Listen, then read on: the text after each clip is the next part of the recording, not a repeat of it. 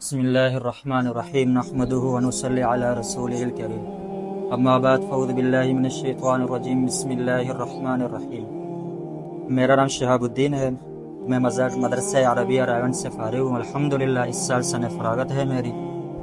اور میری ویڈیو بنانے کا جو مقصد ہے وہ یہ ہے کہ قرآن کریم کی صحیح تشریح بیان کرنا اور حدیث مبارکہ صلی اللہ علیہ وسلم کی صحیح تشریح بیان کرنا، کیونکہ آج کل بہت سارے ایسے لوگ آپ کو ملیں گے سوشل میڈیا میں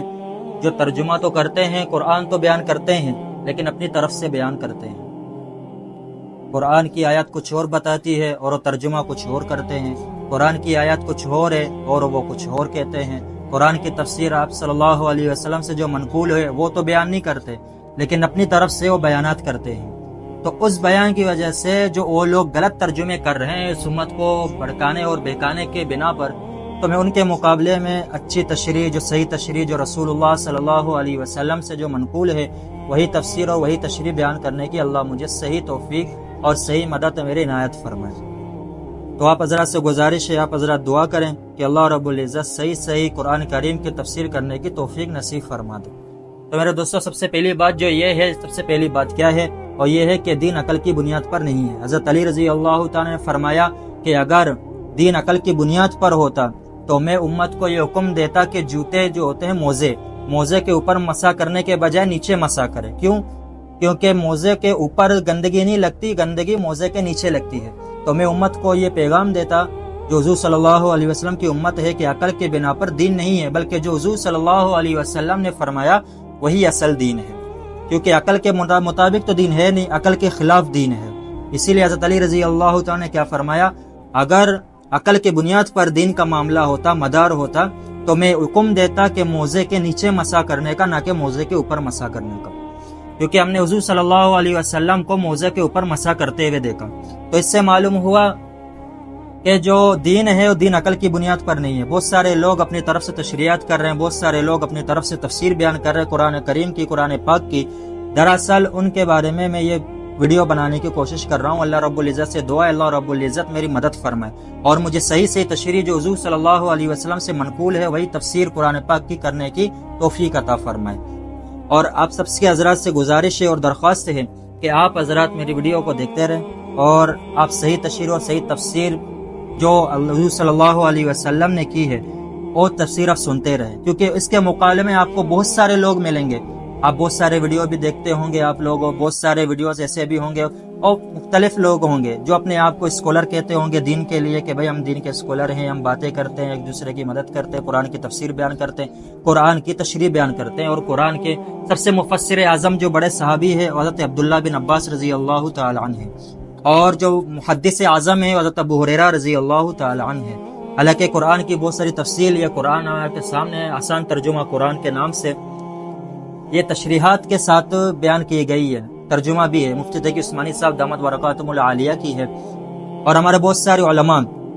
کیونکہ بہت سارے ہمارے علماء ہیں جو اپنے کام کے اپنے منشے کے مطابق کام کر رہے ہیں۔ مفتی تقی عثمانی صاحب، مولانا فضل الرحمان صاحب وہ اپنے حساب سے بات کر رہے ہیں سیاست کے معاملے میں جو ملک میں ہو رہا ہے اس کے حوالے سے، اور مفتی طارق مسعود صاحب وہ جوانوں کے اعتبار سے بات کر رہے ہیں، ان کے جو گناہوں سے نکالنا، گناہوں سے بچنا، جو نوجوانوں کے اس دور کے جو عرف عام میں جو گناہ پائی جاتی ہیں ان سے دور کرنا، کیسے امت بچ جائے، کیسے امت دور ہو جائے، مفتی طارق مسعود صاحب اس کے حوالے سے بات کر، مولانا طارق جمیل صاحب اخلاق کے حوالے سے بات کرتے ہیں۔ تو اس وجہ سے وہ حضرات کو قرآن کی پوری تفصیل بیان کرنے کی اتنی ہمت نہیں ہوتی، کیونکہ ان کے پاس اتنا وقت ہوتا نہیں ہے اور وہ بہت اللہ والے ہیں، بہت بڑے لوگ ہیں۔ صحیح، میں تو ان کے برابر بھی نہیں ہو سکتا علم کے اعتبار سے، لیکن الحمدللہ میں نے یہ کام شروع کیا ہے کہ قرآن کی صحیح تفسیر بیان کرنا اور حدیث کے مطابق جو حدیث منقول ہے، اور شان نزول جو ہے، بہت سارے حضرات شان نزول بھی غلط بیان کرتے ہیں، بہت سارے حضرات شان نزول بھی بہت غلط بیان کرتے ہیں۔ قرآن کی شان نزول کچھ اور ہوتی ہے، آیات کسی اور بنا پر نازل ہوتی ہے اور وہ بتاتے کچھ اور ہیں، اس کا مقصد کچھ اور ہوتا ہے۔ قرآن میں بہت سارے ایسے مقامات بھی ملیں گے جو قرآن کی اپنی آیات جو اتری حضور صلی اللہ علیہ وسلم کے تدریج کے طور پر موقع در موقع جو ہے نا حضور صلی اللہ علیہ وسلم پر یہ آیاتیں نازل ہوتی تھی۔ آپ صلی اللہ علیہ وسلم پہ کچھ قرآن پاک اور غار حرا میں، اور کچھ قرآن کی آیات جو ہیں وہ آپ کے جنگ بدر کے موقع پر، جنگ احد کے موقع پر، غزوہ حنین کے موقع پر، 63 سال عمر، کیونکہ 40 سال کی عمر میں حضور صلی اللہ علیہ وسلم کو نبوت ملی، 63 سال کی عمر میں آپ صلی اللہ علیہ وسلم اس دنیا سے رحلت فرما دیں۔ تو اس 23 سالہ زندگی میں حضور صلی اللہ علیہ وسلم پر